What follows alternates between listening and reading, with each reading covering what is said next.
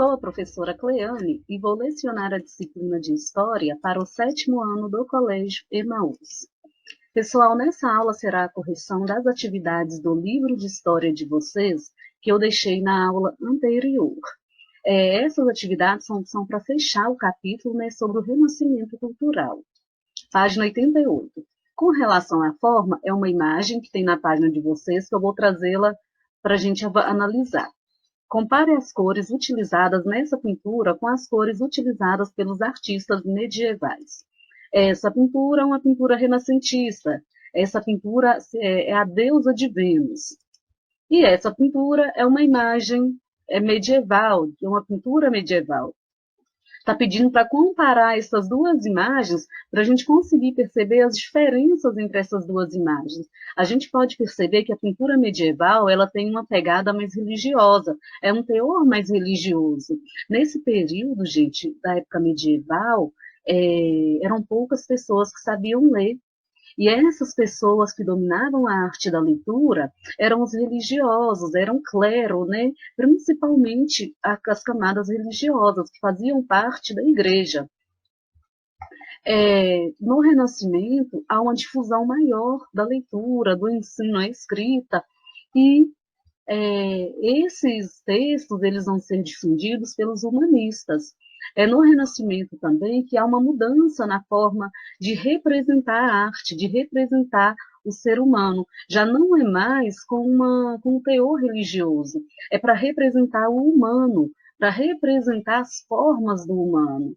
Como a gente observa nessa imagem que representa a deusa de Vênus. Lembrando que a deusa de Vênus é uma mitologia romana, tá, gente? Então, lembrem-se que no Renascimento Cultural há um retorno ao conhecimento clássico, né, grego e romano. Há uma pesquisa sobre os conhecimentos grego e romano. Compare as cores utilizadas nessa pintura com as cores utilizadas pelos artistas medievais. As cores são claras e cheias de nuances. Na pintura medieval em geral, predominam cores puras, sem nuances e contrastantes. A pintura é estática ou sugere movimento? Justifique sua resposta. Sugere movimento. A gente percebe que o cabelo de Vênus, né, ele está se movimentando. Na roupa da ninfa também. A água também, ela indica um movimento ali. Nas flores que caem, nas posições dos personagens. Observa tudo que essa imagem ela representa, gente. Ela representa o humano, ela representa a natureza. Quais aspectos da pintura mostram que ela é uma obra renascentista? O tema clássico da deusa da beleza, o equilíbrio das formas, né? Existe uma preocupação com a forma, a disposição simétrica dos personagens, ocupando toda a tela, a pureza e o ideal de beleza observáveis nos traços da deusa, a textura dos tecidos e a anatomia humana dos personagens. A anatomia é o corpo, tá, gente? É a forma. Com relação ao conteúdo, letra A. Qual é a relação entre os personagens representados na tela, deuses e ninfa, e o Renascimento? Esses personagens foram retomados pelos renascentistas em sua busca pelos ideais e padrões da cultura clássica da antiguidade. Lembra, gente, deuses romanos, deuses gregos. Lembrando, essa imagem, né, a deusa de Vênus, faz parte da mitologia romana. Então, estes personagens, né, esses ideais renascentistas foram retomados dos ideais gregos e dos ideais romanos. A deusa de Vênus se parece com os santos católicos representados nas pinturas medievais, analisadas nos capítulos anteriores? Não, ela não possui auréola, né, que comumente a gente vê nas pinturas medievais, que indicam, inclusive, a pureza e santificação, né? E apresenta características tipicamente humanas. Está nua, o que era inconcebível nas pinturas religiosas católicas. C. De acordo com o que você estudou até agora, quais dos valores renascentistas que foram apresentados podem ser observados na pintura? Valores, tá, gente? Não características renascentistas. A valorização da natureza, a valorização do humanismo, na valorização das formas humanas, o individualismo na singularidade de cada rosto representado e na nova característica renascentista da autoria da obra em lugar do anonimato medieval, que as pinturas medievais, gente, elas não tinham o reconhecimento do artista. O artista ele não se identificava nessas pinturas. Eles muitos se permaneceram em anonimato. Já no Renascimento, esses artistas, esses pintores, eles agora vão assinar suas obras. Eles vão falar, não, essa obra é minha, fui eu que fiz. Diferente do que aconteceu com muitos pintores da época medieval, né? Sandro Botticelli nasceu em 1º de março de 1445 em Florença e faleceu em 17 de maio de 1510, sendo sepultado na Igreja de Todos os Santos, também em Florença.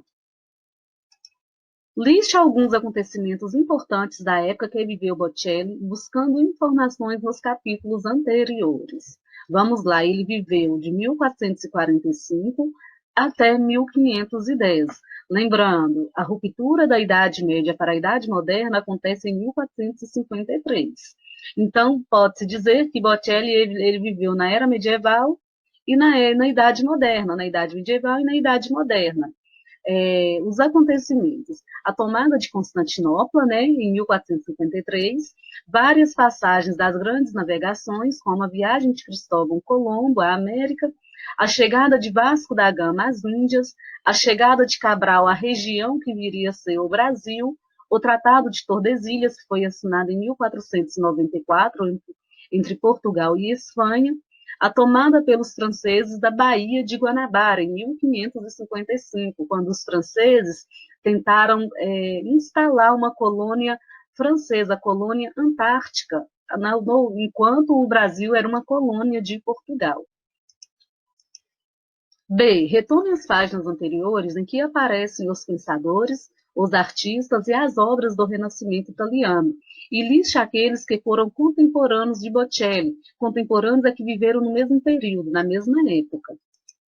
Leonardo da Vinci, Michelangelo, Nicolau Maquiavel e Rafael Sanzio. Eles viveram nesse período de 400 e dos 500. Esses períodos, gente, 400, por exemplo, como está falando lá, né, que o Botticelli nasceu em 1445. Este é o período do 400. E 1510 é o período dos 500.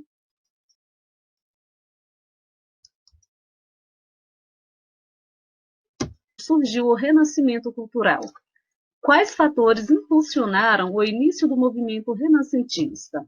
Ele foi surgir nas cidades da Península Itálica, como nós já vimos, né, no século XIV.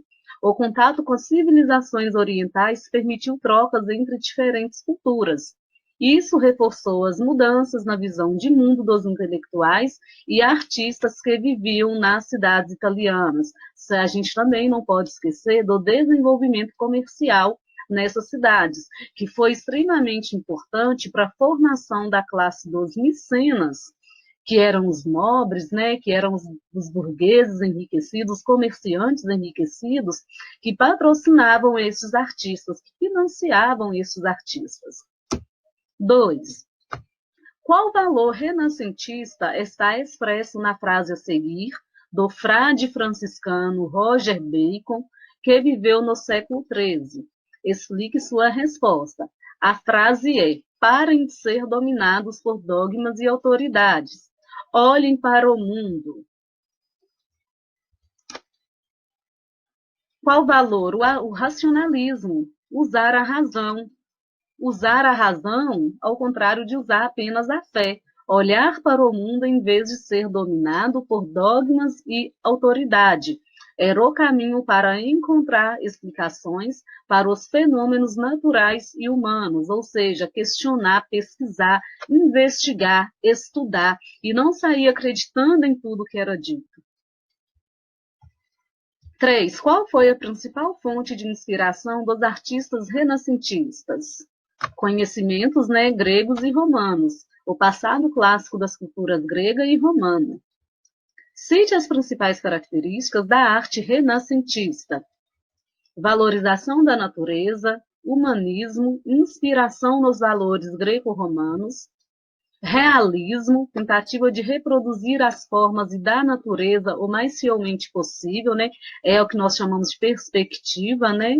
É tentar representar como se aquele retrato, aquela imagem, ela estivesse viva, né?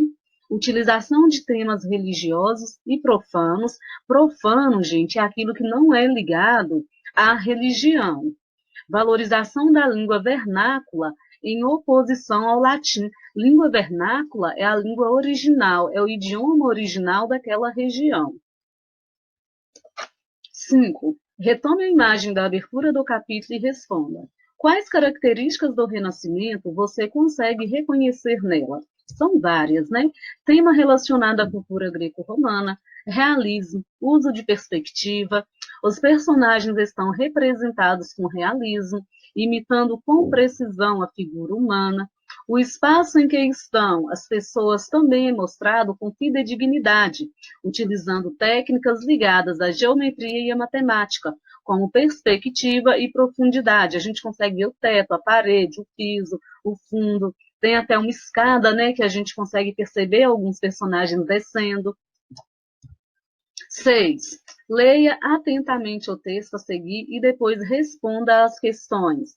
Este texto, ele está falando, gente, sobre o humanismo. O que é o humanismo? O que caracteriza o humanismo?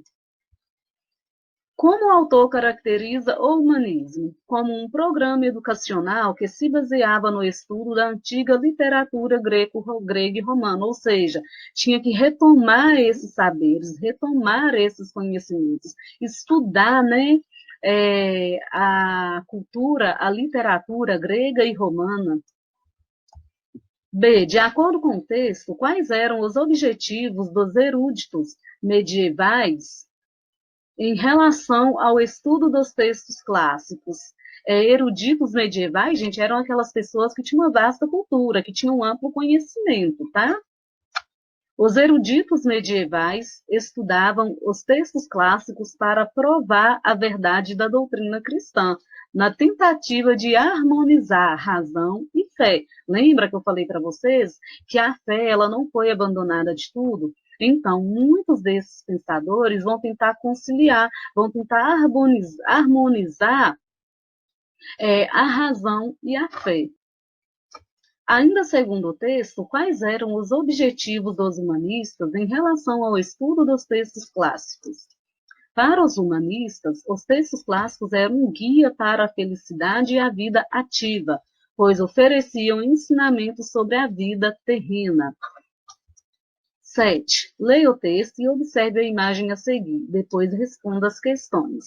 Está falando sobre Giotto, né, que foi um pintor renascentista importante deste período, e a imagem dele retrata a representação do humano.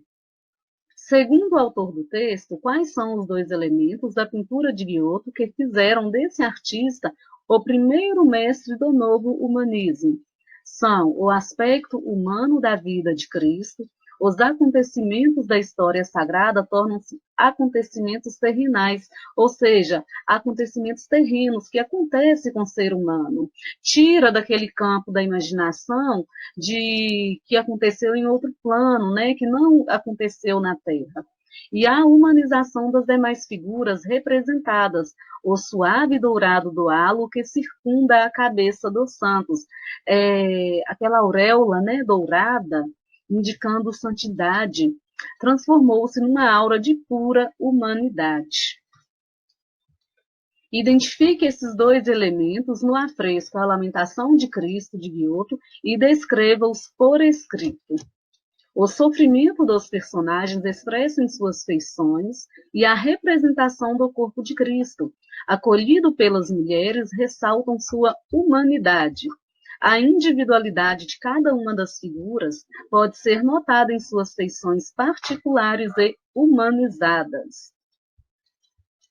C. Com base no que você aprendeu neste capítulo, explique por que essas características da obra de Giotto contrariam os ensinamentos e a visão de mundo medieval. Porque Giotto transformava as figuras sagradas em seres humanos, próximos da experiência dos homens, enquanto a visão do mundo medieval separava os assuntos sagrados e religiosos dos assuntos terrenos. O sagrado, era intocável, né, gente? Vamos pensar assim, nesse pensamento medieval. O desenho abaixo é uma cópia do Homem Vitruviano, de Leonardo da Vinci, feita em 2011 pelo artista plástico estadunidense John Keegley, com lâminas de cobre sobre o gelo do mar no Ártico. Então, a imagem, né, o desenho foi feito sobre o gelo, né? A obra pretende chamar a atenção das autoridades mundiais para as mudanças climáticas que vêm acontecendo no planeta e levá-las a pesquisar mais e a utilizar com maior frequência fontes de energia limpa. É essa imagem, o homem vitruviano, o homem de Vitruvio, de Leonardo da Vinci, é este desenho aqui, e que foi reproduzido por John Keegley. Letra A. Relembre o que você estudou no capítulo. Em sua opinião, o que a obra Homem Vitruviano simboliza para a cultura ocidental? A valorização da razão e do homem e ao desenvolvimento do conhecimento científico. Significa também a harmonia, tá, gente? A simetria das formas. B. Faça uma breve pesquisa sobre os efeitos das mudanças climáticas no Ártico. O que o aumento da temperatura da Terra, também chamado de aquecimento global, está causando naquela região do planeta? O derretimento do gelo, né? E consequente aumento do nível do oceano, consequente aumento do nível do mar. C. Observe com atenção a imagem e pense na sua resposta para a questão anterior. O que deve acontecer com a obra de John Keegley à medida que o tempo for passando? A obra ela vai sumindo, ela vai acabando, né, gente? Ela vai desaparecer. À medida que a camada de gelo for derretendo, a obra vai desaparecendo, né? D. Você conhece algumas das medidas que podem servir para deter o aquecimento global? Pesquise e converse com seus colegas sobre o assunto. No caso, né, podia ter feito a anotação da pesquisa, mas existem várias medidas que podem ser adotadas, principalmente a redução de poluentes, gente, como o gás carbônico, né, que é responsável pelo aumento da temperatura global. Dentre a redução de emissão desses gases poluentes que provocam o efeito estufa, existem outras atitudes também que podem ser tomadas, né?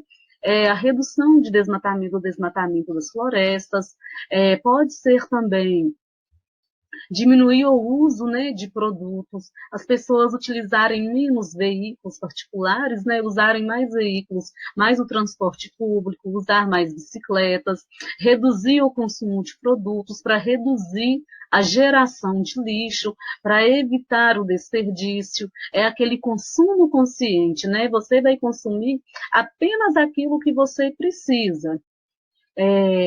Quando tem esse consumo consciente, o processo de produção, desde a extração da matéria-prima até o descarte, gera um impacto menor no meio ambiente, né? Porque quando esse consumo ele é em exagero, a extração de matérias-primas da natureza vai ser muito maior para atender a demanda do mercado, para atender a demanda da população. Um outro fator também é separar o lixo para a reciclagem. São várias atitudes que podem ser tomadas. Letra E. Existiria alguma maneira de preservar essa obra? Explique. Reduzindo o aquecimento global, evitando o aquecimento global, porque aí minimizaria os efeitos, né, do derretimento do gelo do Ártico. Finalizamos a nossa correção. Bons estudos para vocês. Até a próxima aula e lembrem-se, juntos no caminho certo.